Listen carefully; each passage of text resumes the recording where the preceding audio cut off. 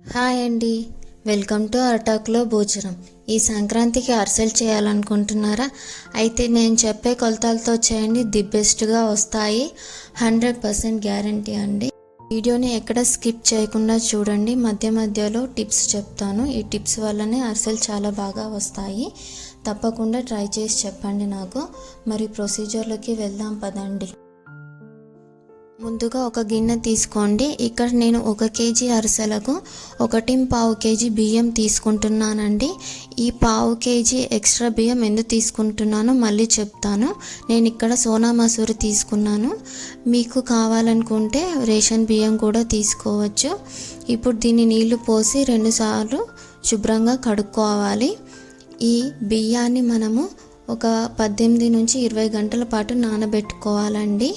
ఈ 20 గంటల్లో మధ్య మధ్యలో 2 సార్లు నీళ్ళు మారుస్తూ ఉండాలండి. దానివల్ల బియ్యం పులిపెక్కకుండా ఉంటాయి. అప్పుడు అరిసెలు అనేవి రుచిగా వస్తాయి. ఈ ప్రొసీజర్ అనేది తప్పకుండా చేయాలండి, అప్పుడే బాగుంటుంది. ఒక గిన్నె పైన చిల్లులున్న గిన్నె పెట్టుకోవాలి.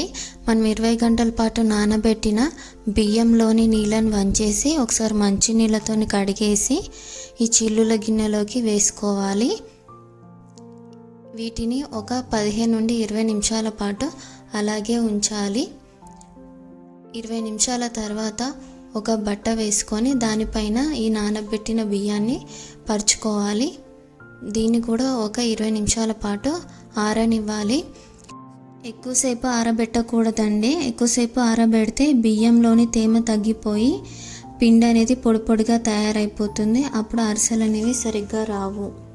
20 నిమిషాల తర్వాత ఈ బియ్యాన్ని ఒక గిన్నెలోకి తీసుకోవాలి. ఒక మిక్సీ జార్ తీసుకొని అందులో ఈ బియ్యాన్ని వేసుకొని సన్నని పొడిలా చేసుకోవాలి. ఇప్పుడు దీన్ని ఒక జల్లెల్లో వేసుకొని జల్లించుకోవాలి. ఈ జల్లించగా వచ్చే బియ్యపు రవ్వని మళ్ళీ ఒకసారి మిక్సీ జార్లోకి వేసుకొని మళ్ళీ జల్లించుకోండి. ఇప్పుడు ఈ పిండి తడారిపోకుండా ఒక తడిబట్ట వేసుకోండి. ఇప్పుడు స్టవ్ ముట్టించుకొని ఒక గిన్నె పెట్టుకోండి. గిన్నె వేడైన తర్వాత అందులో 750 గ్రాముల బెల్లం వేసుకోండి. దీంట్లో ఒక టీ గ్లాసు నీళ్లు పోసుకోండి. ఇప్పుడు దీన్ని చక్కగా కలుపుకోవాలండి. దీన్ని పాకం వచ్చేంత వరకు చక్కగా కలుపుకొని ఇది ముద్దలాగా వస్తుందో లేదో చెక్ చేసుకోవాలండి.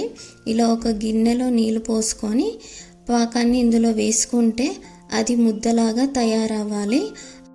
అరిసెలు పాకం పట్టడంలో ఇదే మెయిన్ స్టెప్ అండి. ఇది ముద్దలా తయారవుతేనే పాకం రెడీ అయినట్టు. ఇప్పుడు ఈ పాకాన్ని చక్కగా కలుపుకొని ఇందులో 1/2 స్పూన్ ఇలాచీ పౌడరు, 1/2 కప్పు నువ్వులు, 1 టేబుల్ స్పూన్ నెయ్యి వేసుకొని చక్కగా కలుపుకోవాలండి. ఈ ప్రొసీజర్ అనేది చాలా ఫాస్ట్గా చేయాలి. ఇప్పుడు ఇందులోకి మనము మిక్సీ పట్టుకున్న పిండిని వేస్తూ కలుపుకోవాలండి, లేకపోతే ఉండలు కట్టేస్తుంది. స్టవ్ ఆఫ్ చేసుకోవాలండి. ఇప్పుడు ఇందులో మిగిలిన బియ్య పిండిని కూడా వేసుకుంటూ కలుపుకోవాలి. ఒకవేళ పాకం అనేది పల్చగా అయితే నేను వీడియో మొదట్లో చెప్పినట్టుగా 1/2 కేజీ ఎక్కువగా తీసుకున్న ఆ బియ్య పిండిని ఇప్పుడు వాడుకోవచ్చండి.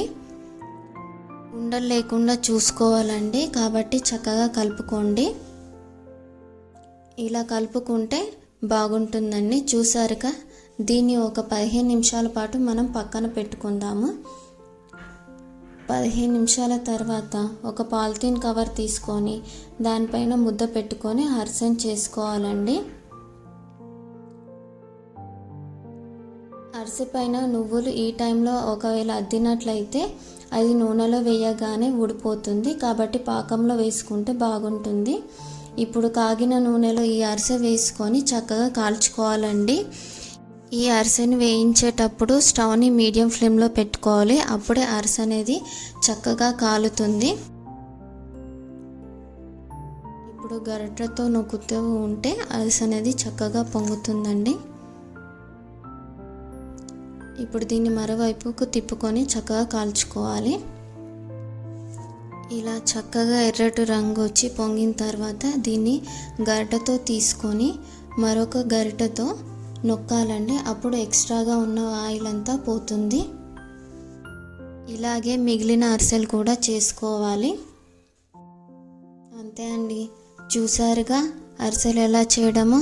ఈ సంక్రాంతికి మీ ఇంట్లో కూడా ఈ అరిసెల్ని ట్రై చేసి ఎలా వచ్చాయో నాకు కామెంట్ బాక్స్లో చెప్పండి. ఈ వీడియో కానీ మీకు నచ్చితే లైక్ చేయండి, షేర్ చేయండి, సబ్స్క్రైబ్ చేయండి. Thank you for watching the video.